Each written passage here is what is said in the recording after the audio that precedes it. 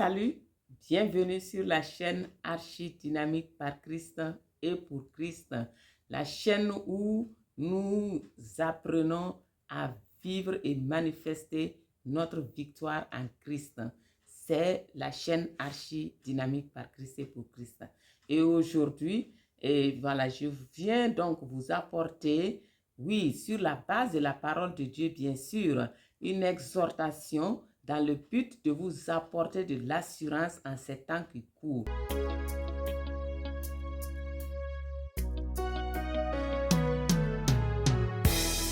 Alors, bien-aimés frères et sœurs, nous ne devons pas nous laisser obnubiler par tout ce qui se passe actuellement dans le monde. Pas du tout.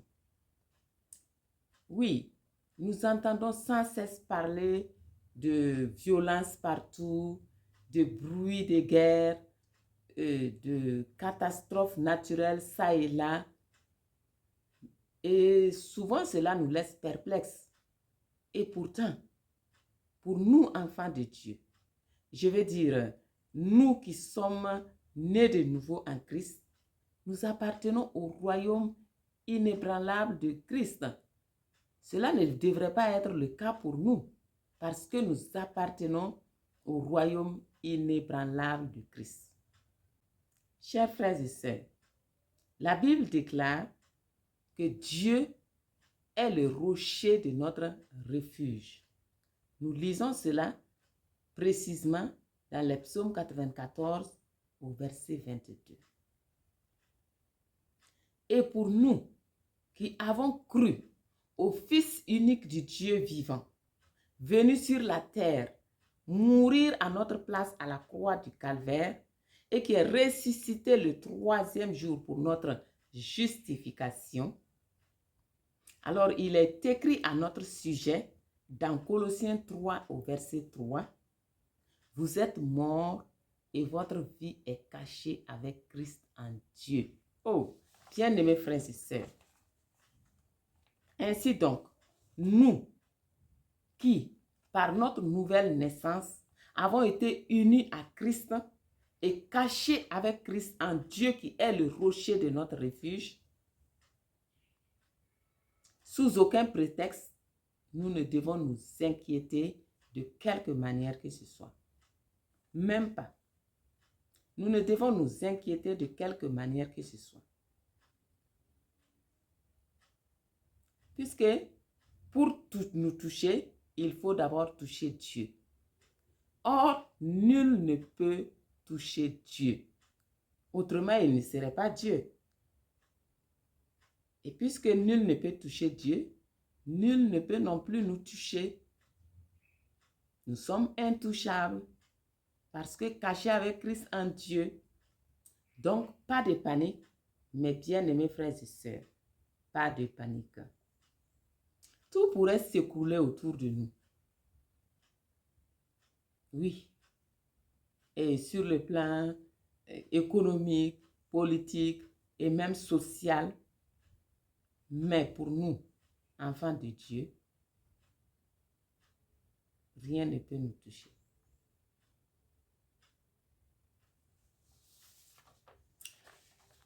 Bien-aimés, c'est Dieu lui-même qui a dit, et nous lisons cela dans Hébreux chapitre 12, « Une fois encore, j'ébranlerai non seulement la terre, mais aussi le ciel. »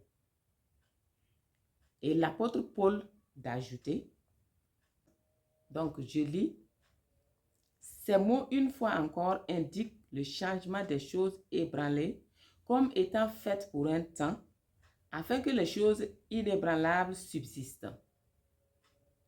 Alors cette affirmation de Paul nous indique clairement que si Dieu se plaît à ébranler les cieux et la terre, c'est pour un but précis. Et quel est ce but? Démontrer sa gloire, démontrer sa puissance à travers ses enfants, les enfants qu'il a adoptés grâce à l'œuvre de la croix, à travers ceux qu'il a appelés pour glorifier son nom, alors Dieu se plaît à démontrer sa puissance à travers cela. Et comment le fait-il?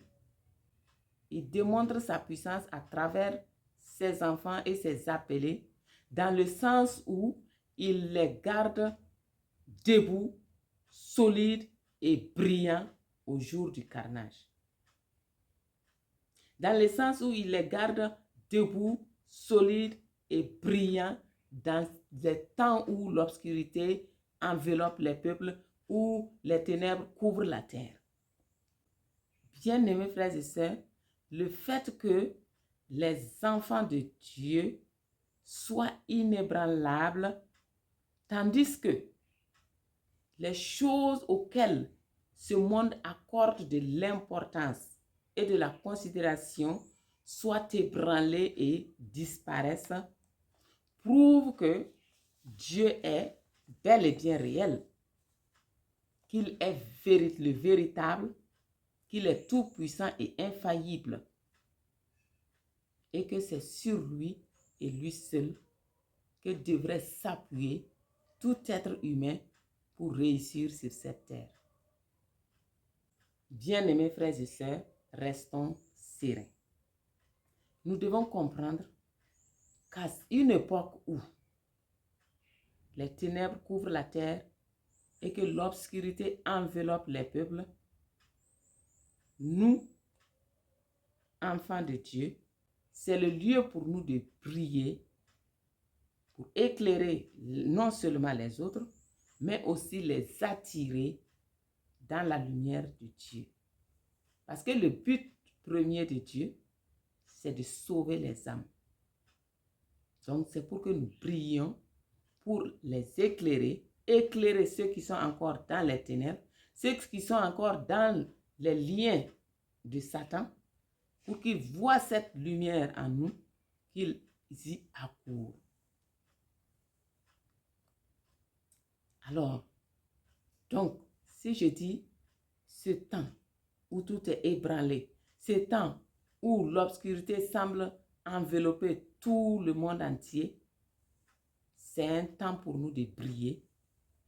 Alors, briller ici consiste à rester debout là où tous tombent.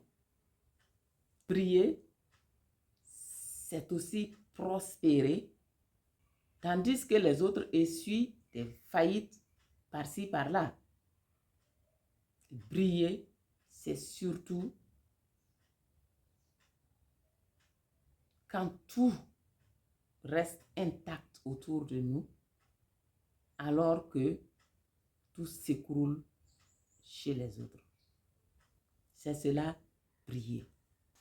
Et c'est dans ce sens aussi que Dieu va déclarer dans Malachie 3 au verset 18 précisément, « Et vous verrez de nouveau la différence entre le juste et le méchant, entre celui qui sert Dieu et celui qui ne sert pas Dieu. » Bien-aimés frères et sœurs, cette différence doit être nette et perceptible de tous, afin que nous répandions ainsi l'odeur de la connaissance de notre Dieu et Père. Frères et sœurs, soyons sans crainte, parce que nous appartenons à cette nation que Jésus a comparée à une pierre qui ne peut d'aucune manière être détruite.